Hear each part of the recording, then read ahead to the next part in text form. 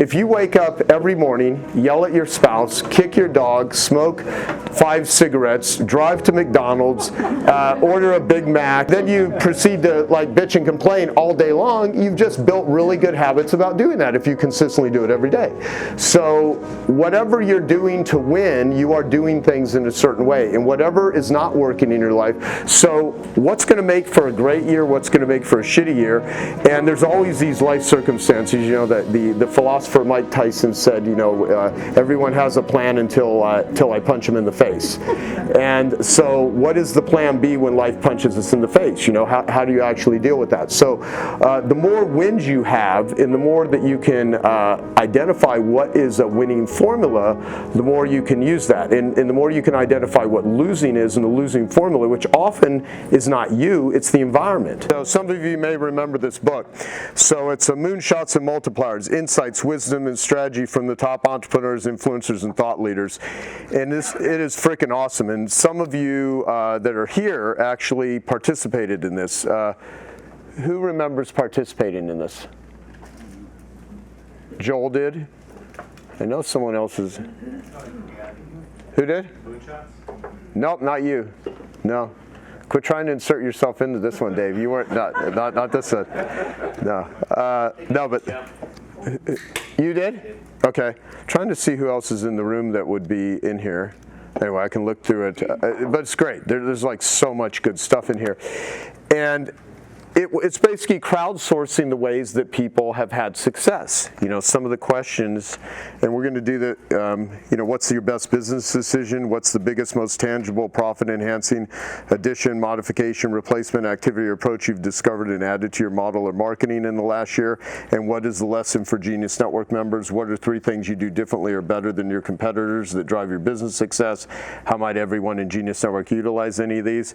You know, what 3 books do you think every Genius Network members must read at least twice, and why? You know, incredible insight. It's one of my favorite things that I did, and like any smart person, I didn't do it again. And so I'm like, this is one of the coolest freaking things. How many of you have ever done that? You like work your ass off, you make a masterpiece, you're like, fuck that, I'm not going to do that anymore. I'm going to snatch that failure out of the jaws of success. So basically, what we're going to do, though, is I want to learn how you guys win, and I want to help you get clear on winning, because so our Genius Network member, BJ Fogg, who is the professor at Stanford who wrote the book Tiny Habits, one of his students used his methodology and created Instagram. BJ's book, Tiny Habits, I think it was 2021, was voted top business book of the year, Amazon, top business book. Some of the top authors on habits, you know, have learned from BJ, have been coached by BJ. Nir Eyal, who wrote, you know, Hooked and many other books, who's also given 10-minute talks at Genius Network. James Clear, who wrote Atomic Habits, Habit Stacking, you know, that was learned from BJ Fogg. So BJ's a smart dude. And he basically describes behavior. All behavior he can put through the lens of B equals MAP. And how many of you know what that means? What is it? Use Mike, if you could, too. Please. Behavior it's when motivation, ability, and then a prompt. It used to be called a trigger, but now it's called a prompt. Perfect. Yeah, it used to be called MAT, but now it's called MAP. So motivation, ability, and prompts. So in order to behave in a certain way, do you have the motivation? Like, I want to exercise and work out, I want to get in better physical shape. Well, you may be super motivated, but do you have the ability? Can you, if you want to lift weights and build muscle, but you don't have access to like weights or strength training, you can do a lot of push-ups, but you're going to do more with like resistance training, or you don't know how to eat well. How do you learn that sort of stuff? So you get the ability, and then prompts to remind you to actually do it. So all of the stuff that we're designing with AI, with Parth, is going through the lens of how do we prompt people to do return on genius? How do we remind ourselves in order to do stuff? So tiny habits, you know, simple examples. If you're not exercising, you know, put your you know, running shoes in front of your bathroom door, and you're going to stumble into them the first thing in the morning when you got to go pee,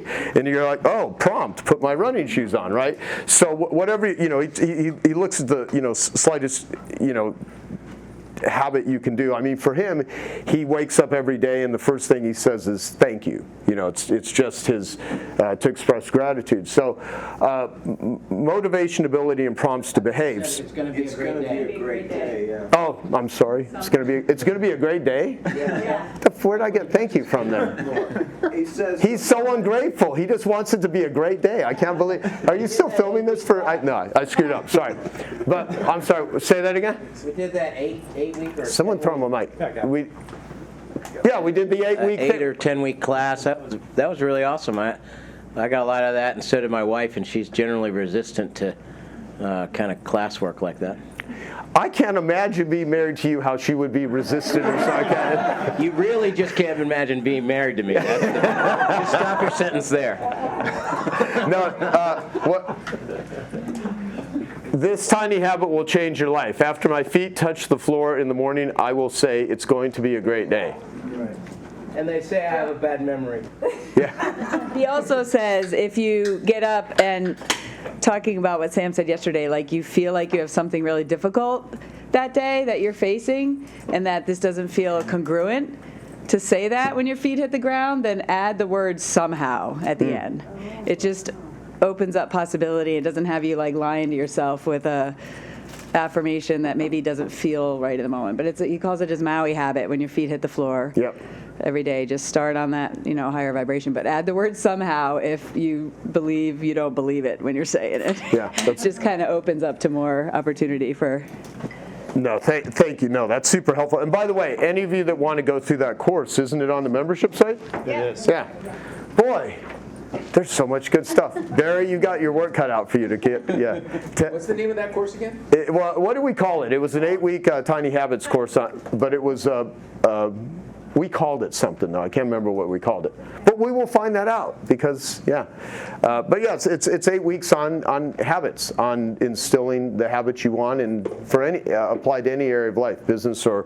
So the reason I bring this up, and I'll come to you in a moment, Sam, is I want you to think of winning. So I've learned a lot about habits from BJ and from a lot of sources, and I don't think there's good habits or bad habits. I just think there's habits that produce, like if you wake up every morning, yell at your spouse, kick your dog, smoke 5 cigarettes, drive to McDonald's, order a Big Mac, Egg McMuffin, or whatever the hell you order, and then you proceed to like bitch and complain all day long, you've just built really good habits about doing that if you consistently do it every day.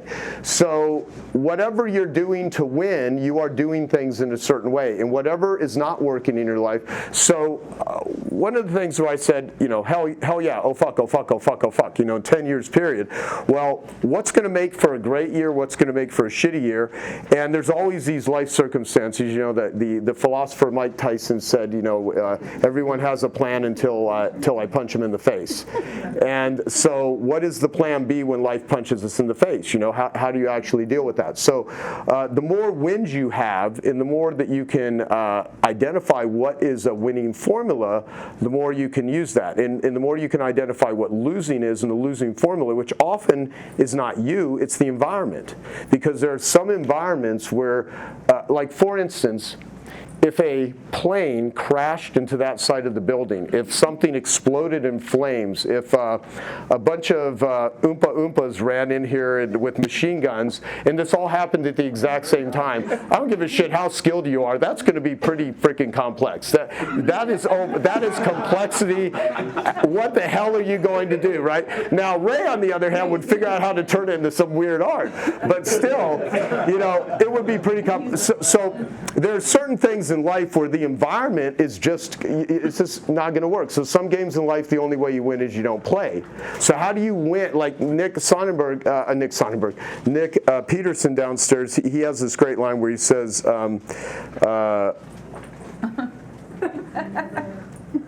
Come on, you've heard this a million times. I know what it is now. You don't win any race.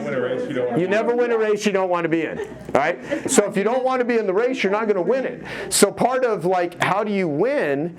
See, what a lot of you don't give yourselves enough credit for is a lot of your success, yeah, it's ingenuity, it's timing, it's influence, it's salesmanship. You actually constantly make decisions, good race, bad race, good race, bad race, because you all have skills. You know, Martha, I'm going to come to you too after Sam. I want to hear how you think about winning, because you've also put yourself in environments where you knew the chances were so stacked against you. You know, we've had conversations of being a senator, being a congresswoman, first female combat fighter pilot in the United States. Pretty serious thing. Constantly having to think about how do we make this work in very difficult, high pressure sort of situations. So, Sam, what is your definition of winning? I'm just curious, and it doesn't need to be a long. I want to hear the short version of Sam's definition of winning. Winning. I never really thought about a definition for winning. I always look at life as learning. And what I mean by that is, if life was a performance, then we can't make mistakes. If life was a rehearsal, then it's okay to make mistakes. If life was an improv, there are no mistakes. Mm-hmm. And it really depends on the way you look at life, the way your relationship to anything you're learning, anything you want to achieve, is probably going to cause the greatest hindrance if it's in a negative way, in a disempowering way. Okay, so let me. See, he's so Please. polite. I'm such an asshole. So no, and seriously, no, thank you. And by the way, like I know Sam quite well, and he knows me quite well, and he is a genuinely amazing human. So I get. Here's the distinction I want to make. So you know, you're either winning or you're learning. I get that. The only way you fail is if you fail to learn the lesson. I get that. Mm-hmm. So but winning though, I understand that all the things that don't work out, there are things to learn in almost every single person's business here came out of something in their life that didn't work. There was something that wasn't working and you figured out how to make it work, oftentimes for yourself, or you identified it for other people, and then you built a business that helps other people or informs other people or sells products to other people, or, you know, let's say in your case, you ship things all, you know, like you figure out how to get things from here to there for people. But when you're winning, you're actually winning. And I'm curious, like, let's say you're like, what is that? What is that thing? Does that make sense? Am I making it more confusing?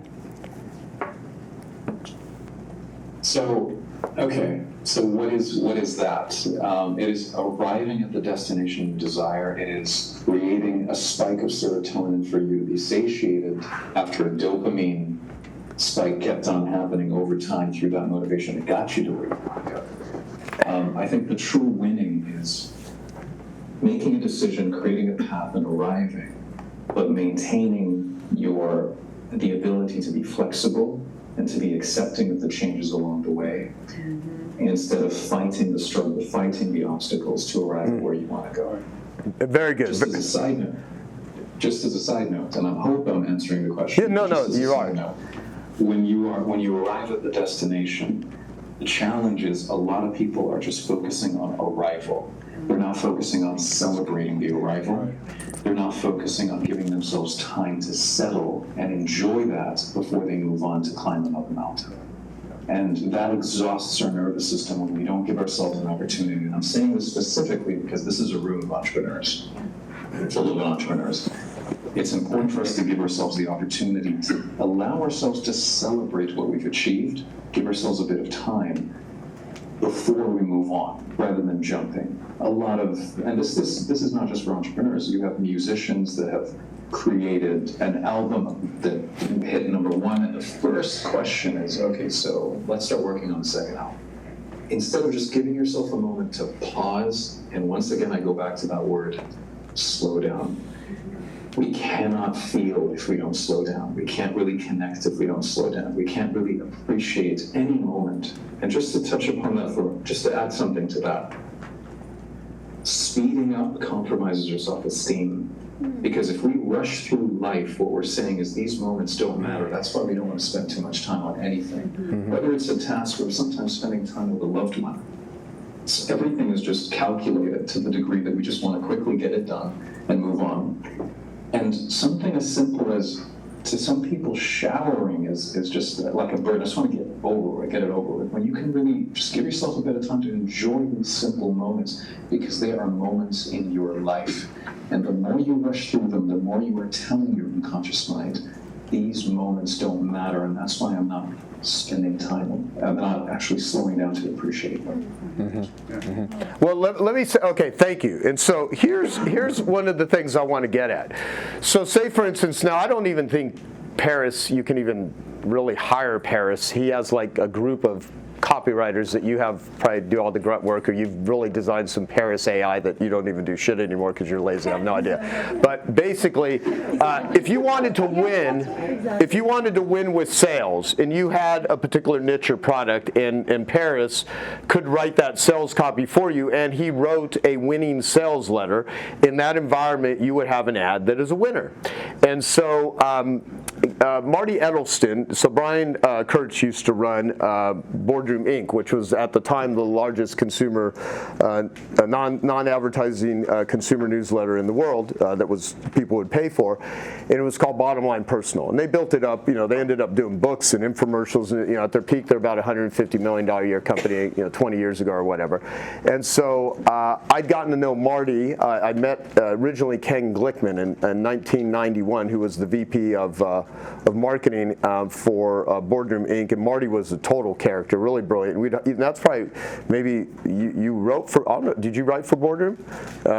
So the reason I bring this up, though, is that Marty had that sign at the office that said, the control is the enemy. Right. And I'd love for you to explain what a control is, because when it comes to winning, there's a winning formula that we all have somewhere, and there's many losing formulas too. And your job as a marketer, if you're in marketing, is to beat the control. But what is the control? And some people, they don't have a control. They don't even know what a control is. And I think behavior is very similar. Yeah, so behavior of all kinds, what gets measured gets improved, right? Yeah. So a control is the advertisement, direct mail piece, video sales letter, whatever it is that you're using that is bringing you your result that's the best one you have. Yep. And so it gets the name from the scientific method. There's a control group and experimental group, because you're constantly testing against that control to beat it. Because if you don't, sooner or later it will fatigue and stop making money for you. So you have to constantly be testing against it, and that's what they meant by the control is the enemy. Yeah. Even the control is your best friend because it's your cash cow. It's the enemy because you have to try to beat it to stay on top, otherwise you're going to slip. Yeah, and another way to look at it is the enemy of the good, the great is the good. Right, and Marty had another thing over his desk. I'm going to butcher it, but it was like good, better, best. Do you know the one I'm talking about? Good, better, best. Something to your rest until your best is better and your better is best. Right, something like that. Yeah. I have to. He actually. Let me go to Janelle, and then we'll come to you. And I'm sorry for the bouncing around, but. No, I just wanted to piggyback a little bit on what Sam said, and just the whole fact of winning is to you what is winning, because so often we do what society wants us to win, and that's really not winning. And like Ray said yesterday, it's the authentic pursuit, really, of what is meaningful to you. And so often, as we know, entrepreneurs, we're chasing for that next thing, and we win, and then we don't take time and celebrate it. We don't feel good about it because we're ready to chase to the next thing. And then there was a great book I talk about a lot. Larry Wilson wrote the book Play to Win. And that so many of us, no matter how much success we have, we're actually playing not to lose, that we'll do everything we can to risk, to not risk, to make sure that we're safe so that we don't lose. But instead, if you transform that and you say, I'm going to do everything to play to win, and believing that whatever you do, you're going to go with it with all you have, and then you're going to learn, like you said. So we have to just change that attitude about ourselves and be willing to have the courage to play to win. Hey, I hope you're enjoying this video, and I want to let you know that I have a new book that's come out, and if you'd like to get it absolutely free, there's a link below in the description, or you can wait till the end of this video, or you can simply go to joesfreebook.com and you can get a copy there. Yeah, and so here's the sort of thing. Every single person in this room has a different perspective on this, and I have no right, nor does anyone have a right to tell you what success should be for you, because it's your own life, right? And when people try to lord their power, like one of the Kekich credos, Eunice, can you get me a credo, please? You got one? And let's make sure we get one for everyone during lunch. Thank you, thank you.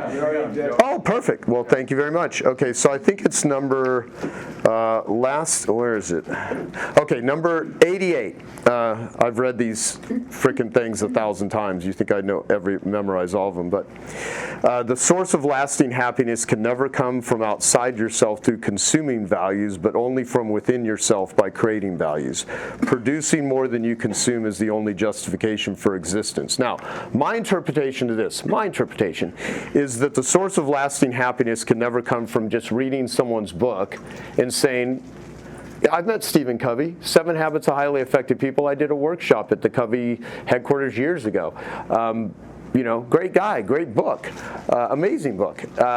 Now, if I said my life needs to be the 7 Habits of Highly Effective People, and if I don't live that way, I'm a failure, I'm trying to adopt someone else's methodology. And it could be anything. 4-hour work week, it could be whatever. It could be Atomic Habits, it could be Dan Sullivan, it could be, Gary Vaynerchuk, whatever.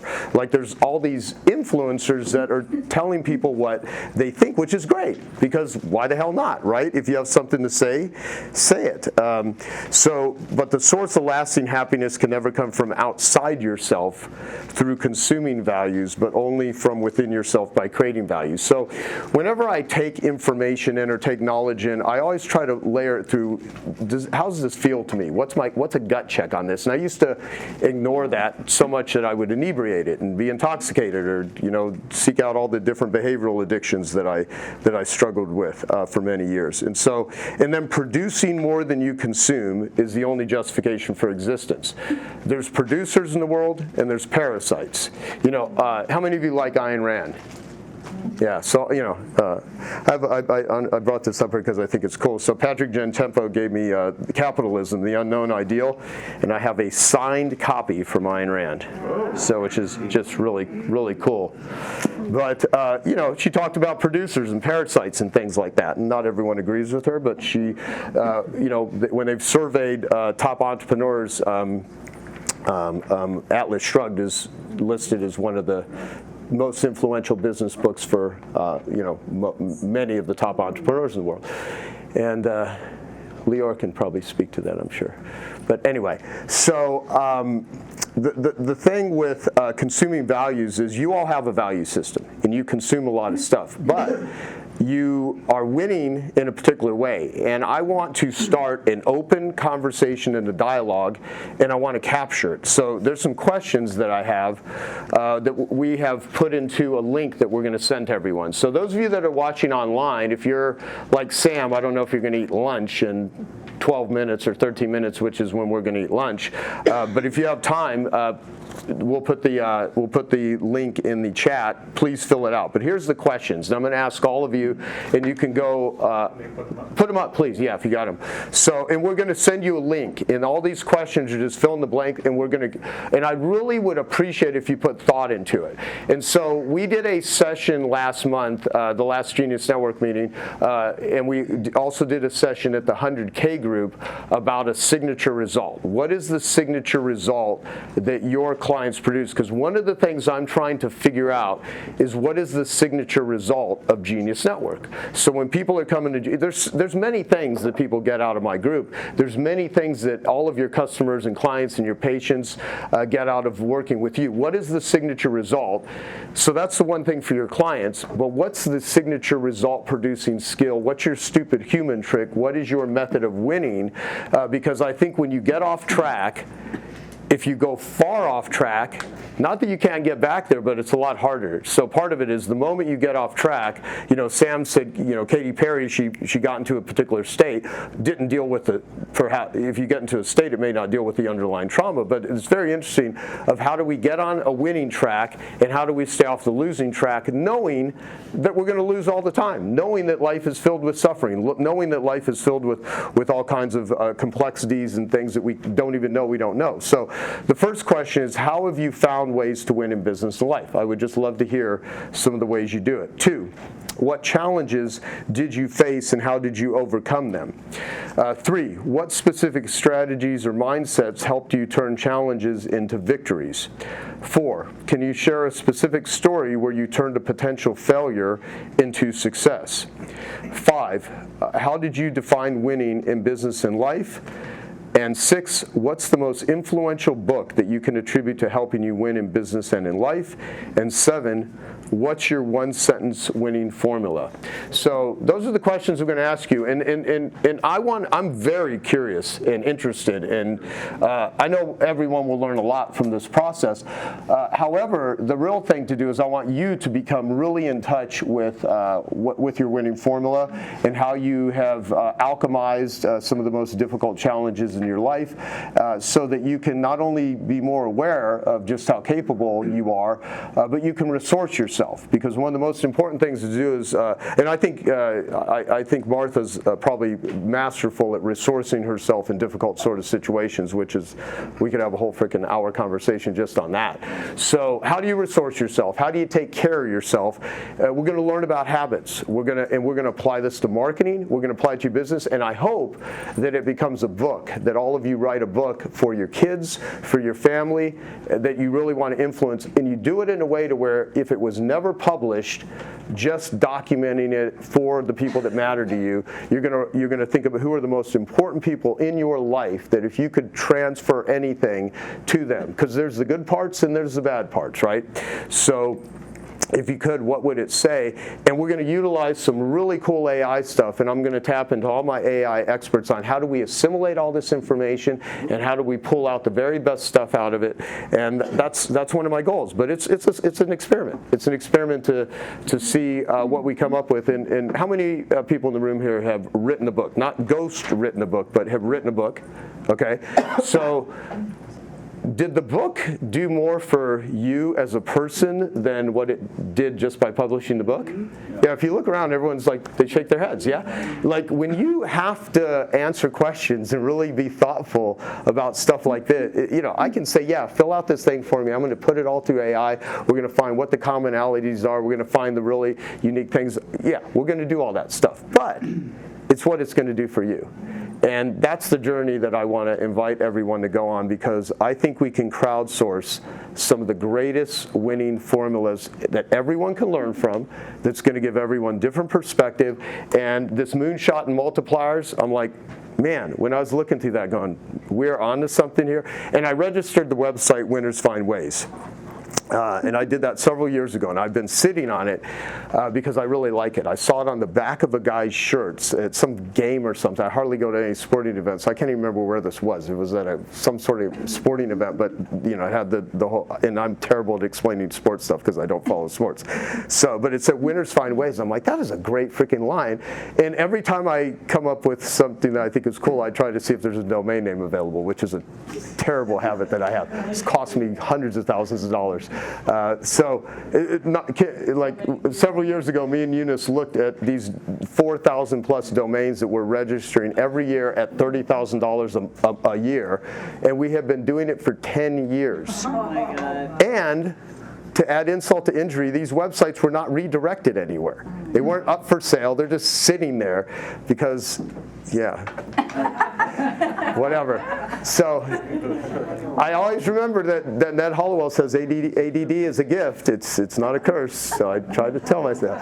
So, but basically, so I register Winners Find Ways, and I was talking to Stephen Kotler the other day, and I said, Stephen, I have all these books I want to write, but I got to figure out the order. So I also have the website Assholes Finish last, because Tucker Max has a best-selling book called Assholes Finish First, and Tucker's a friend of mine, and of course it's all his shenanigans of dating, and it's porn in print basically, but it's funny as hell, and it's like Assholes Finish First.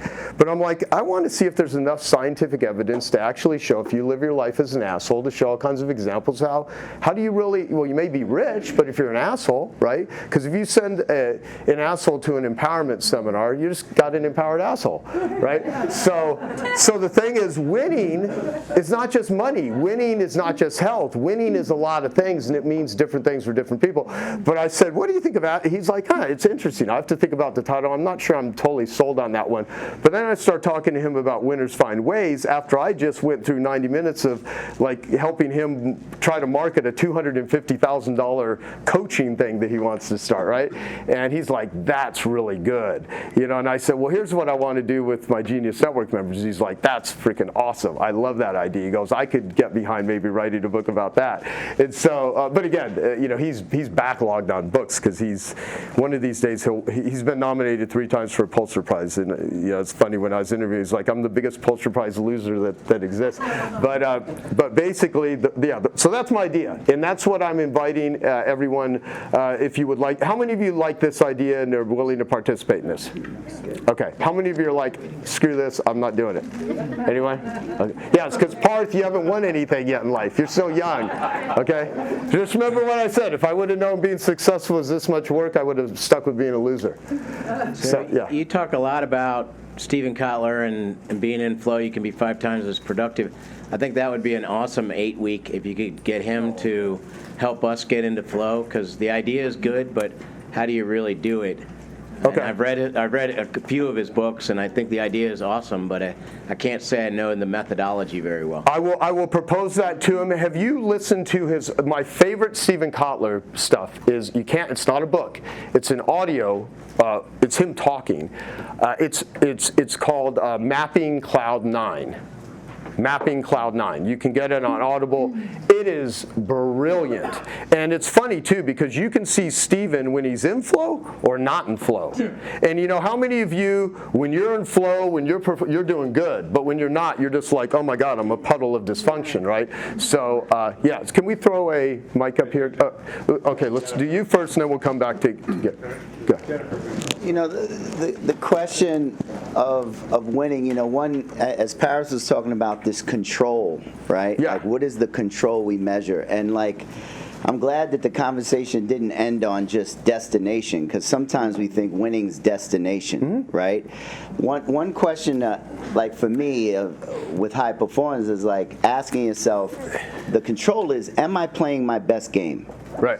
Right? Because the secret really is that most people in here, 80% looks like most people's 100%. Right? So John Wooden said, if you win the game, John Wooden was a coach at UCLA, and he said, if you win the game but didn't play your best, you didn't really win the game.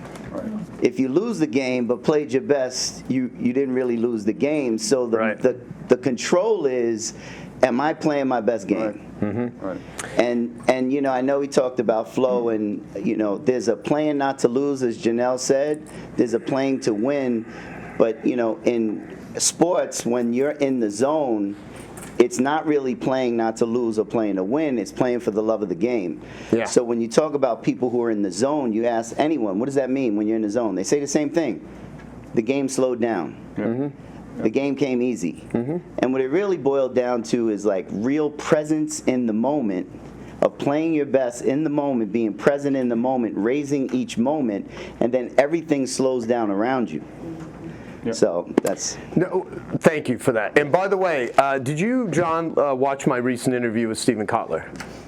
Because I believe we actually described the process of getting into flow, which is in deeper elaboration in his latest book, Nar Country, Getting Old, Staying Rad is the subtitle. And I believe I sent a copy of that to you. So, yeah, did you read it? Okay. So, but I will ask Steven about this. He's also creating some stuff for me because the Johann Hari line, the opposite of addiction is connection. So if you despair, suicidal, addiction on one spectrum, flow being bliss and connectedness. Like what I really hope to come out of this is it is not a destination. As a matter of fact, most of you are hunters. You're not farmers. You're driven, and it's not the kill; it's the thrill of the chase. And so me and Cherie have this hanging up on the wall in this little area between the kitchen and the master bedroom, and it says it's Alfred Souza, S-O-U-Z-A. I don't even know who that is, but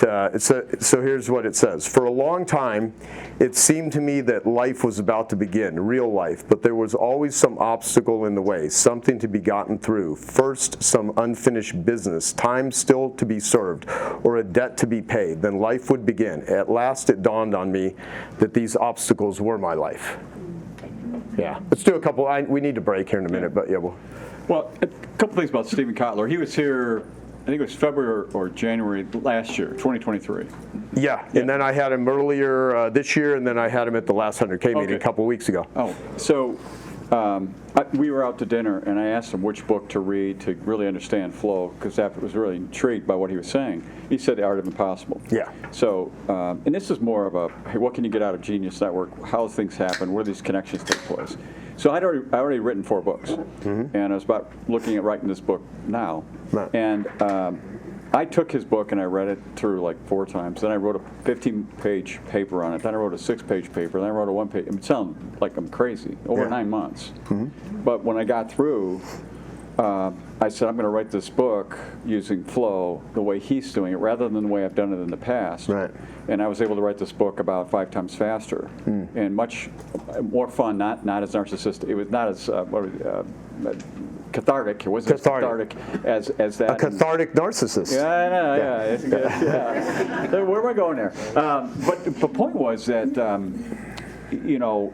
I don't think we realize how much we just kind of go into flow. We're not doing it intentionally a lot. Right. And what I realized from him was that being much more intentional about it each time. So each time I wrote a chapter, did exactly what he said to do it each time. It would take me maybe 2 or 3 minutes to get in flow. Yeah. Once I really practiced and understood what was going on in my brain and everything else he talked about. Yeah. But the key here, Joe, is that book is a result of being here in Genius in front of somebody who had something really good to give to us, powerful, and then actually pursuing it down, and you get a really great result from that. So yeah, well, like what Dan says is, more is caught than taught, right? If you're just around smart people that are, and so that's why we're also asking what's your favorite book, because you all here just need one more book in order to get to that place. So, Stephen has a program, Flow for Writers, too, which is his favorite one that he teaches. So I will talk with him about seeing what we can do on that. So who was next, and then we'll come to Ray. You, Ray? Okay. Okay, go to Ray. Yeah. So his comments on being present for the game, like that resonated so much, because when I'm in a flow state in my creating, the big misconception, like the more you want to have a roadmap to somewhere else you feel like you need to be, the more you're really holding yourself back from a sort of quietness that's going to allow for you.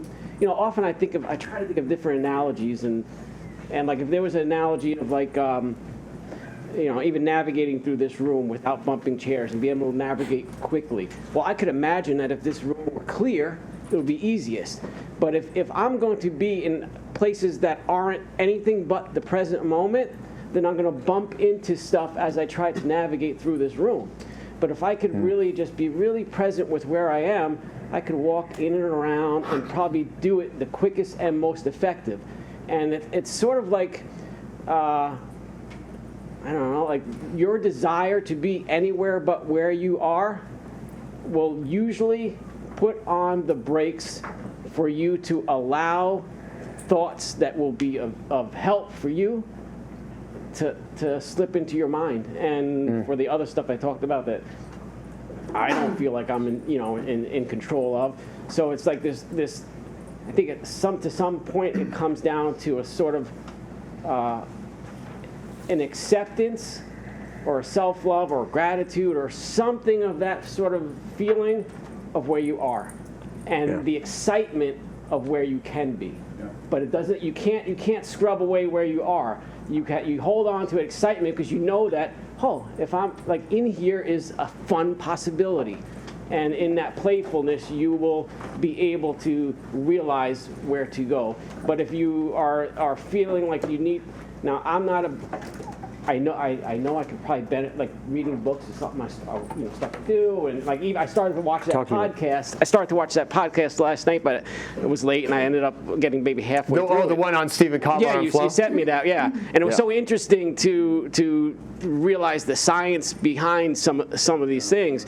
But I feel like in my own life, this sort of flow states are, I mean, there's lots of little things that I do that when I try to, like when you just gave that questionnaire, I was like, okay, what are some of the things that help me?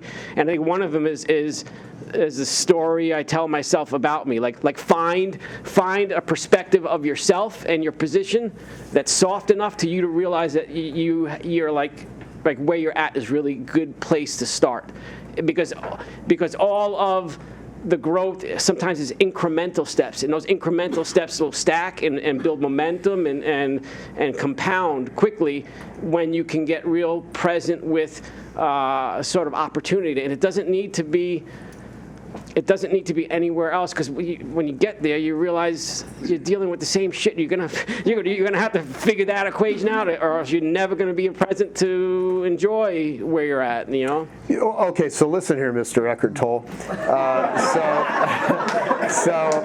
No, you're masterful at explaining presence through the lens and also demonstrating it too. Can either Eunice, if you know, or Parth, since you just categorized a whole bunch more of the books, check if we have a copy of The Power of Now by Eckhart Tolle. In chapter 2, where he talks, have you ever read? You probably didn't, right? No. So he describes very effectively what he calls the pain body, is where we're hurting, right? And he says in some people's pain bodies they're nasty creatures. They're difficult. They make your life a freaking mess. And one of the things that is, I've never been able to figure out how to market this. One of my desires is to reduce human suffering, and I want to reduce human suffering for high achievers, because most people that make a lot of money and have a lot of stuff, they're not only no one feels sorry for them, not that people should, because most of them wouldn't want anyone to feel sorry for them. They just pay a price, and there is a cost to putting in the effort, in the risk and everything in order to be successful. So no one feels sorry for the person with a big company or a lot of money, and they don't know the silent battles that these people fight. And when you're successful, you simultaneously have people that are begging money from you, resenting you, suing you oftentimes in ways that aren't even fair because you're a target, while envying you, and they want what you have, but they don't want you to have it, because jealousy is wanting what someone has. Envy is wanting what someone has and not wanting them to have it. Maybe that might be the wrong definition, but so one of the things I want to do is reduce human suffering, and that's why I do the work in addiction recovery, because I know the suffering. It's real human suffering when you are looking for finding something other than yourself, and you just can't be present. So your whole notion of presence is the answer, and it's really, I don't know if anyone's ever read The Power of Now or A New Earth or any of Eckhart Tolle's books and then went and knocked out a sales letter and made $10 million. It's really not that kind of book. But in terms of human happiness, it's fucking amazing. And I think most spiritual leaders and gurus that write books are so completely full of shit. I don't know Eckhart Tolle. I'm hoping one day that I can get him somehow to come and do an interview or whatever. So if anyone knows him, let me know, because I will do whatever I can. And I like Michael Singer. Michael Singer, The Untethered Soul. You have a whole story behind Michael Singer, yeah. So, but thank you for that. And anything else? Because I just feel like nothing ever, to some degree, at least in my art and that movement and flow, that's the one constant that doesn't change. Like even when I arrive at that point, like you still got to get right back there in order to make any more progress. So it just seems like now everything else is resistance and brakes. Yeah. Well, so here's the thing. So I think you can help a lot of people solve some connection and fun problems and whimsical and creativity things. I think you can add a lot of joy to people. And I want to, if it's possible, because it's very hard to get artists. I don't want to put you onto something that isn't going to be good for you. So I'm saying this for entertainment purposes only. So I think a lot of people here would love to do a podcast. I was talking with him last night, trying to say, how do we come up with a model? How many of you think he would make one hell of an interesting podcast guest? Right? So, and there's a lot of people here that could put him on a podcast, but I don't want to pull him away from his art and all of a sudden try to turn into an info marketer. And every fucking marketer here and every person is going to tell you could do courses, and I think that's terrible to have you do that. So part of it is keeping you, how do we amplify what you do, share what is shareable and makes sense, but also have you stay in your happy place. But I'd love to see you make a shitload more money. I'd love to get your message and what you do and how you say it out, because there's a lot of people that will translate what you're talking about that will not listen to entrepreneurs and their young people and their kids, and to translate it to every, people here that have children. So what I want to cook up with you, because we talked about it last night. I said, do you have anything you could sell? And he's like, well, no, everything I do is commission sort of thing. I go, is there something you can create a mold of? He's like, well, that elephant, did you happen to bring one? Yeah, it's he's like, I downstairs. have a broken one that, but in order for me to mold it, I would need to make at least 25 of them. And I asked him, how much would that cost? And it's a couple $100, $250 maybe more. I don't mind even sharing the numbers. I think you should sell stuff like that for $1,000 to $2,000. And I said, why don't you? I haven't even seen the damn thing yet, but put it down there. And if anyone wants, if they're interested, if we can get 12 people to buy 2 of these for $1,000 each, then he'll do a podcast with you if you would be willing to do that. If that's so, I'm trying to come up with a momentum, because I think in this process I want to come up with, because you are one of the most incredible artists I've ever met, and I think you're just a cool motherfucker, and I think you have wisdom, and I think if you keep talking about this, you're going to get. You have winning formulas here, and I think it's fascinating, and I just like edifying people that I like. I like finding cool people and telling the world about it. So, but they got to make money, and they got to have a way to do it. And you're not giving speeches, you're not selling courses. So, for you just getting on podcasts, that doesn't make any sense unless people are buying something, right? So I do enjoy talking about this subject. I'm passionate about it because it seems like the source of the magic.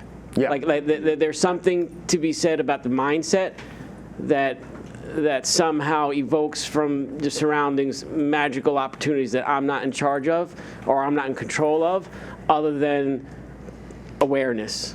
Yeah. And so that is a subject of interest for me. Okay, cool. We'll put that thing downstairs, and then, all right, so is Barry going to be online after lunch? Because, okay, Barry wanted to make a comment, but Barry, let's do it after lunch. And so, for the Winners Find Ways, how many of you are committed, will commit that you will do this? You will fill out these questions, you'll submit it. Okay? Who here is not committed to that? How many of you never raise your hands no matter what you're asked? Okay? Yeah. Okay, I hope you found that video awesome and useful. So if you want to get a free copy of my book, I want you to click here. And if you want to watch some more videos that'll be useful and awesome, click here. Go ahead. They're over here. Do it now. Come on. Thank you. Watch them.